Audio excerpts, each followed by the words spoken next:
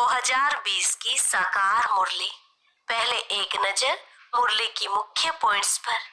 आज बाबा ने कहा, अगर तुम बाप को याद नहीं करते तो तुम वही हो जैसे पहले थे। मूल बात है ही देही अभिमानी बनने की, ना कि रचना को जानने की। अगर देही अभिमानी नहीं बनते तो कोई काम के नहीं। जब तुम देही अभिमानी बनो तब धारणा कर सकते हो और बाप को याद कर सकते हो। याद करते करते तुम उनके पास जाएंगे। इसको ही रूहानी योग कहा जाता है। फिर कहा, समझाए वही जो खुद भी रूहानी यात्रा पर हो। खुद होगा नहीं, दूसरे को सुनाएंगे तो तीर नहीं लगेगा। सच्चाई का जौहर चाहिए। अभी तुम संगम पर बैठे हो, ना इधर हो ना उधर हो, तुम ट्रेवल कर रहे हो। ट्रेवल आत्मा करती है, शरीर नहीं। और यह यात्रा बाप ही आकर के सिखलाते हैं। आगे कहा, तुमको बेहद का बाप आकर पढ़ाते हैं तो कितना रिगार्ड रखना चाहिए। अगर उनके फरमान को नहीं मानेंगे तो नापास हो जाएंगे। यह सारी दुनिया बड़े से बड़ी हॉस्पिटल है जिसमें सब मनुष्य पतित रोगी हैं। अब तुम्हें रोगी से निरोगी बनना है, अपना कल्याण करना है। और लास्ट में बाबा ने कहा, मेरे साथ प्यार रखो। मेरे साथ प्यार रखते रखते तुमको मेरे साथ ही वापस चलना है। जब तक वापस चलो तब तक इस छीछी दुनिया में रहना पड़े। अब सुनते हैं महावाक्यों को विस्तार से। मुरली का सार, मीठे बच्चे, यह सारी दुनिया रोगियों की बड़ी हॉस्पिटल है। बाबा आए हैं सारी दुनिया को निरोगी बनाने। प्रश्न, कौन सी स्मृति रहे तो कभी भी मुरझाइश व दुख की लहर नहीं आ सकती है? उत्तर, अभी हम इस पुरानी दुनिया, पुराने शरीर को छोड़ घर में जाएंगे, फिर नई दुनिया में पुनर्जन्म लेंगे। हम अभी राजयोग सीख रहे हैं राजाई में जाने के लिए। बाप हम बच्चों के लिए रूहानी राजस्थान स्थापन कर रहे हैं। यही स्मृति रहे तो दुख की लहर नहीं आ सकती। गीत, तुम ही हो माता पिता, तुम ही हो बंधु सखा, तुम ही हो। ओम शांति। बाबा ने कहा, गीत कोई तुम बच्चों के लिए नहीं है, नए नए को समझाने के लिए है। ऐसे भी नहीं कि यहाँ सब समझदार ही हैं, नहीं, बेसमझ को समझदार बनाया जाता है। बच्चे समझते हैं हम कितने बेसमझ बन गए थे। अब बाप हमको समझदार बनाते हैं। जैसे स्कूल में पढ़कर बच्चे कितना समझदार बन जाते हैं। हर एक अपनी अपनी समझ से बैरिस्टर, इंजीनियर आदि बनते हैं। यह तो आत्मा को समझदार बनाना है। पढ़ती भी आत्मा है शरीर द्वारा, परंतु बाहर में जो भी शिक्षा मिलती है वह है अल्पकाल के लिए शरीर निर्वाह अर्थ। भल कोई कन्वर्ट भी करते हैं, हिंदुओं को क्रिश्चियन बना देते हैं। किस लिए?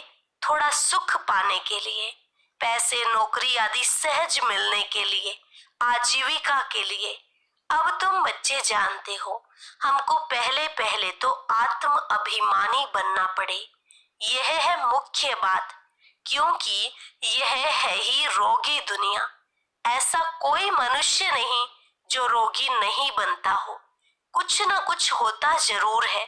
ये सारी दुनिया बड़े से बड़ी हॉस्पिटल है जिसमें सब मनुष्य पतित रोगी हैं। आयु भी कम होती है, अचानक मृत्यु को पा लेते हैं, काल के चंबे में आ जाते हैं। यह भी तुम बच्चे जानते हो। तुम बच्चे सिर्फ भारत की ही नहीं, सारे विश्व की सर्विस करते हो गुप्त रीति। मूल बात है कि बाप को कोई नहीं जानते। मनुष्य होकर और पारलौकिक बाप को नहीं जानते, उनसे प्यार नहीं रखते। अब बाप कहते हैं मेरे साथ प्यार रखो। मेरे साथ प्यार रखते रखते तुमको मेरे साथ ही वापस चलना है। जब तक वापस चलो तब तक इस छीछी दुनिया में रहना पड़ता है। पहले पहले तो देह अभिमानी से देही अभिमानी बनो, तब तुम धारणा कर सकते हो और बाप को याद कर सकते हो। अगर देही अभिमानी नहीं बनते तो कोई काम के नहीं। देह अभिमानी तो सब हैं। तुम समझते भी हो कि हम आत्म अभिमानी नहीं बनते, बाप को याद नहीं करते, तो हम वही हैं जो पहले थे। मूल बात है ही देही अभिमानी बनने की, ना कि रचता को जानने की। गाया भी जाता है रचता और रचना का ज्ञान। ऐसे नहीं कि पहले रचना फिर रचता का ज्ञान कहेंगे, नहीं, पहले रचता वही बाप है।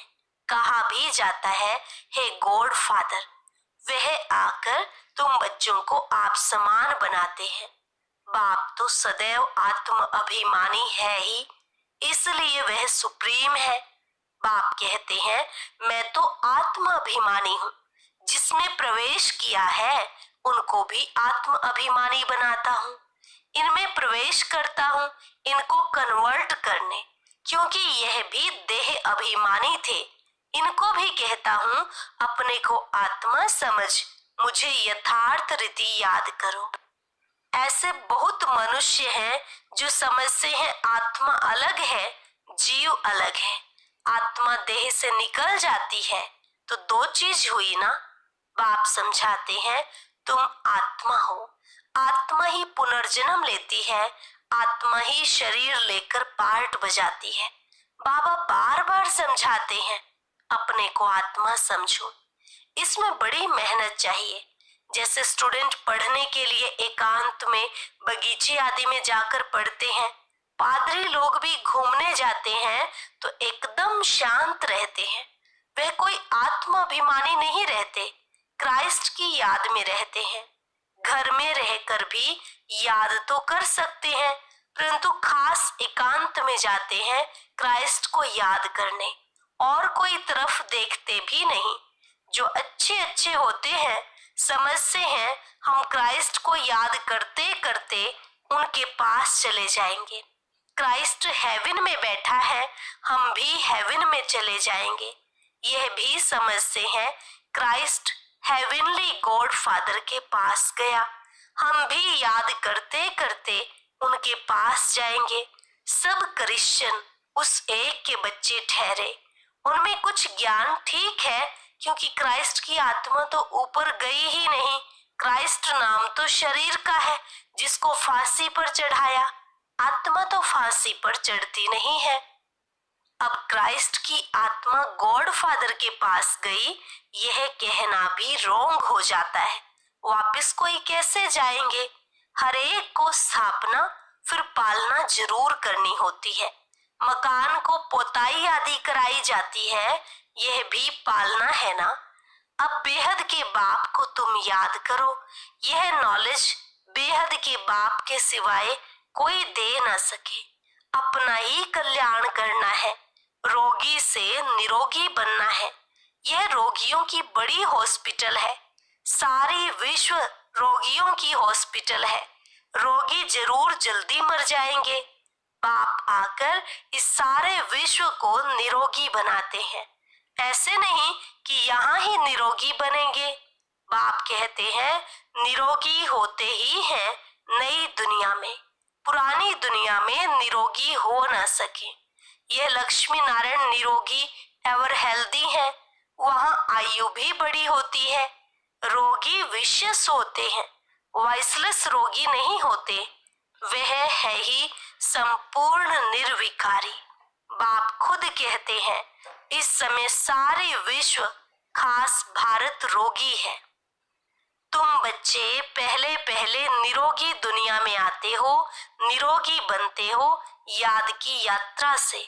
याद से तुम चले जाएंगे अपने स्वीट होम। यह भी एक यात्रा है, आत्मा की यात्रा है, बाप परमात्मा के पास जाने की। यह है स्पिरिचुअल यात्रा। यह अक्षर कोई समझ नहीं सकेंगे। तुम भी नंबरवार जानते हो, परंतु भूल जाते हो। मूल बात है यह। समझाना भी बहुत सहज है, परंतु समझाए वह जो खुद भी रूहानी यात्रा पर हो। खुद होगा नहीं, दूसरे को बताएंगे तो तीर नहीं लगेगा। सच्चाई का जौहर चाहिए। हम बाबा को इतना याद करते हैं जो बस। स्त्री पति को कितना याद करती है। यह है पतियों का पति, बापों का बाप, गुरुओं का गुरु। गुरु लोग भी उस बाप को ही याद करते हैं। क्राइस्ट भी बाप को ही याद करते थे, परंतु उनको कोई जानते नहीं है। बाप जब आए तब आकर अपनी पहचान देवे। भारतवासियों को ही बाप का पता नहीं है तो औरों को कहां से मिल सकता। विलायत से भी यहाँ आते हैं योग सीखने के लिए। समझते हैं प्राचीन योग भगवान ने सिखाया। यह है भावना। बाप समझाते हैं सच्चा सच्चा योग तो मैं ही कल्प कल्प आकर सिखलाता हूँ, एक ही बार। मुख्य बात है अपने को आत्मा समझ बाप को याद करो। इसको ही रूहानी योग कहा जाता है। बाकी सबका है जिस्मानी योग। ब्रह्म से योग रखते हैं, वह भी बाप तो नहीं है, वह तो महतत्व है, रहने का स्थान है। तो राइट एक ही बाप है। एक बाप को ही सत्य कहा जाता है। यह भी भारतवासियों को पता नहीं कि बाप ही सत्य कैसे हैं। वही सचखंड की स्थापना करते हैं। सचखंड और झूठखंड। तुम जब सचखंड में रहते हो तो वहां रावण राज्य ही नहीं होता। आधा कल्प बाद रावण राज्य झूठखंड शुरू होता है। सचखंड पूरा सतयुग को कहेंगे, फिर झूठखंड पूरा कलयुग का अंत। अभी तुम संगम पर बैठे हो, ना इधर हो ना उधर हो। तुम ट्रेवल यात्रा कर रहे हो। आत्मा ट्रेवल कर रही है, शरीर नहीं। बाप आकर के यात्रा करना सिखलाते हैं। यहाँ से वहां जाना है, तुमको यह सिखलाते हैं। वो लोग फिर स्टार्स, मून आदि तरफ जाने की ट्रेवल करते हैं। अभी तुम जानते हो उनमें कोई फायदा नहीं। इन चीजों से ही सारा विनाश होना है। बाकी जो भी इतनी मेहनत करते हैं सब व्यर्थ। तुम जानते हो यह सब चीजें जो साइंस से बनती हैं वह भविष्य में तुम्हारे ही काम आएंगी। यह ड्रामा बना हुआ है। बेहद का बाप आकर पढ़ाते हैं तो कितना रिगार्ड रखना चाहिए। टीचर का वैसे भी बहुत रिगार्ड रखते हैं।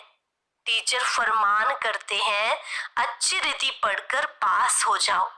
अगर फरमान को नहीं मानेंगे तो नापास हो जाएंगे। बाप भी कहते हैं तुमको पढ़ाते हैं विश्व का मालिक बनाने। यह लक्ष्मी नारायण मालिक है ना, भल प्रजा भी मालिक है, परंतु दर्जे तो बहुत है ना। भारतवासी भी सब कहते हैं ना हम मालिक हैं। गरीब भी भारत का मालिक अपने को समझेगा, परंतु राजा और उनमें फर्क कितना है। नॉलेज से मर्तबे का फर्क हो जाता है। नॉलेज में भी होशियारी चाहिए। पवित्रता भी जरूरी है तो हेल्थ वेल्थ भी चाहिए। स्वर्ग में सब है ना। बाप एम ऑब्जेक्ट समझाते हैं। दुनिया में और कोई की बुद्धि में यह एम ऑब्जेक्ट होगी नहीं। तुम फट से कहेंगे हम यह बनते हैं, सारे विश्व में हमारी राजधानी होगी। यह तो अभी पंचायती राज्य है। पहले थे डबल ताजधारी, फिर एक ताज, अभी 9 ताज। बाबा ने मुरली में कहा था यह भी चित्र हो। डबल सिरताज राजाओं के आगे सिंगल ताज वाले माथा झुकाते हैं। अभी बाप कहते हैं मैं तुमको राजाओं का राजा डबल सिरताज बनाता हूँ। वह है अल्पकाल के लिए, यह है 21 जन्मों की बात। पहली मुख्य बात है पावन बनने की। बुलाते भी हैं कि आकर पतित से पावन बनाओ। ऐसे नहीं कहते कि राजा बनाओ।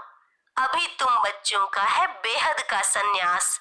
इस दुनिया से ही चले जाएंगे अपने घर, फिर हेवन में आएंगे। अंदर में खुशी रहनी चाहिए, जबकि समझ से है हम घर जाएंगे, फिर राजाई में आएंगे, फिर मुरझाइश दुख आदि ये सब क्यों होना चाहिए? हम आत्मा घर जाएंगी, फिर पुनर्जन्म नई दुनिया में लेंगी। बच्चों को स्थायी खुशी क्यों नहीं रहती है? माया का अपोजिशन बहुत है, इसलिए खुशी कम हो जाती है। पतित पावन खुद कहते हैं, मुझे याद करो तो तुम्हारे जन्म जन्मांतर के पाप भस्म हो जाएंगे। तुम स्वदर्शन चक्रधारी बनते हो, जानते हो। फिर हम अपने राजस्थान में चले जाएंगे। यहाँ भिन्न भिन्न प्रकार के राजाएं हुए हैं, अब फिर रूहानी राजस्थान बनना है। स्वर्ग के मालिक बन जाएंगे। क्रिश्चियन लोग हेवन का अर्थ नहीं समझते हैं, वे मुक्ति धाम को हेवन कह देते हैं। ऐसे नहीं कि हेवनली गॉड फादर कोई हेवन में रहते हैं, वे तो रहते ही हैं शांति धाम में। अभी तुम पुरुषार्थ करते हो पैराडाइज में जाने के लिए, ये फर्क बताना है। गॉड फादर है मुक्ति धाम में रहने वाला, हेवन नई दुनिया को कहा जाता है। फादर ही आकर पैराडाइज स्थापन करते हैं। तुम जिसको शांति धाम कहते हो, उनको वो लोग हेवन समझते हैं। ये सब समझने की बातें हैं। बाप कहते हैं नॉलेज तो बहुत सहज है, यह है पवित्र बनने की नॉलेज, मुक्ति जीवन मुक्ति में जाने की नॉलेज जो बाप ही दे सकते हैं। जब किसको फांसी दी जाती है तो अंदर में यही रहता है, हम भगवान पास जाते हैं। फांसी देने वाले भी कहते हैं गॉड फादर को याद करो। गॉड को जानते दोनों नहीं है, उनको तो उस समय मित्र संबंधी आदि जाकर याद पड़ते हैं। गायन भी है, अंत काल जो स्त्री सिमरे, कोई न कोई याद जरूर रहता है। सतयुग में ही मोहजीत रहते हैं, वहां जानते हैं एक खाल छोड़ दूसरी ले लेंगे, वहां याद करने की दरकार नहीं रहती।